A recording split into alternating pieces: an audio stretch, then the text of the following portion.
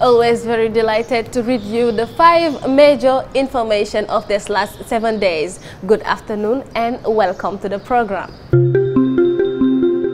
The head of state, a president of the Superior Council of the Judiciary, pleaded on Thursday for justice as a means of consolidating the fundamental principles of the Republic. He spoke during the solemn ceremony of the return of courts and tribunals to the Supreme Court. The meeting focuses on the theme right to strike and preservation of public order. Bassirou Diomaye Faye also announced that the competent state service are working on the development of legal reforms aimed at regulating the exercise of the right to strike in strategic sectors.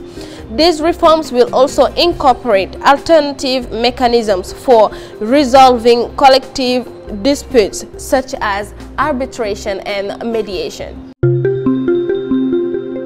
On Monday, President Diomaye received the General Abdel Fattah al-Burhan, President of the Sovereign Transitional Council of Sudan, as part of the courtesy visit. This meeting provided an opportunity to discuss the worrying political and security situation in Sudan, where armed conflicts between factions threaten peace and stability. President Diomaye welcomed this approach, reflecting the strong ties between Dakar and Khartoum. Concerned by the ordeals experienced by the Sudanese people, the head of state renewed Senegal's commitment to peace and stability in the region. He called on all stakeholders to dialogue and consultation, the only path to a lasting return of peace in Sudan. The Prime Ministers of Senegal and Mauritania committed in Nouakchott to removing the obstacles that the private sectors of Senegal and Mauritania are facing by wanting to invest on both sides of the border of the two countries. They made this commitment during a roundtable of the public-private sector of Mauritania and Senegal during a working visit by the head of the Senegalese government to Mauritania. Both countries will benefit from increasing trade and investment on both sides of their border, according to Mauritanian Prime Minister.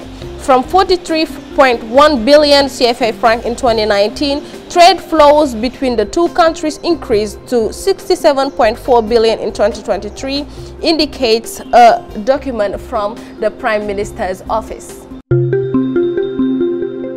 The Prosecutor's Office of the National Judiciary Pool has announced that it is considering the opening of a judicial investigation as part of a vast investigation into suspicious money laundering activities whose value is provisionally estimated at more than 125 billion francs CFA. In a press release made public, the Public Prosecutor's Office of the Financial Judicial Pool stated that recently received several reports from the National Financial Information Processing Unit, which are currently being processed. In this sense, the deputies are meeting in plenary this Friday to examine a project for the constitution of an ad hoc commission responsible for ruling on the request for lifting the parliamentary immunity of Mohamedou Ngom, known as Farba, opposition deputy, seated in a scandal-ridden affair.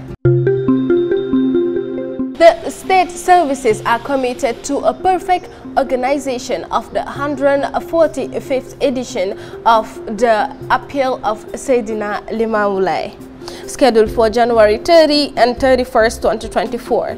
During a regional development committee held Monday at the Governance of Dakar, the organizing committee of this religious event exposed all the concerns and grievances before the state services.